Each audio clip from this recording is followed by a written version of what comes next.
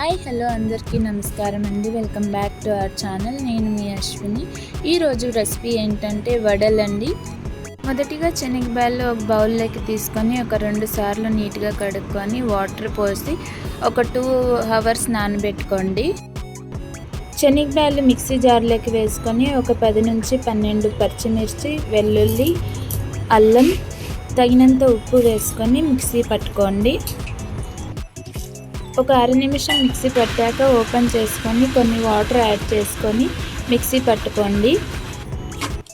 చూడండి, ఇంత కన్సిస్టెన్సీలో ఉంటే సరిపోతుంది. చాలా నున్నగాను రుబ్బుకోవద్దండి, కొంచెం తరితరిగానే ఉండాలి. అంతేనండి, బ్యాటర్ రెడీ అయిపోయింది. ఇప్పుడు స్టవ్ మీద ప్యాన్ పెట్టుకొని దాంట్లో ఆయిల్ వేసుకొని మనం ఇలా చేతిలోనే గోళీలాగా తీసుకొని దాన్ని ప్రెస్ చేసుకొని ఆయిల్లోకి వేసుకోవడం. అంతేనండి, ఆయిల్లోకి వేసుకొని డీప్ ఫ్రై చేసుకోవడం. గోల్డెన్ కలర్ వచ్చే వరకు ఫ్రై చేసుకోండి. తర్వాత సర్వ్ చేసుకోండి ఒక ప్లేట్లోకి.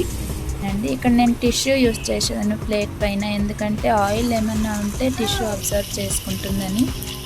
చూడండి ఎంత బాగున్నాయో కదా. మీకు కూడా ఈ రెసిపీ నచ్చి ఉంటే లైక్ చేసి, షేర్ చేసి, సబ్స్క్రైబ్ చేసుకోండి. Thank you.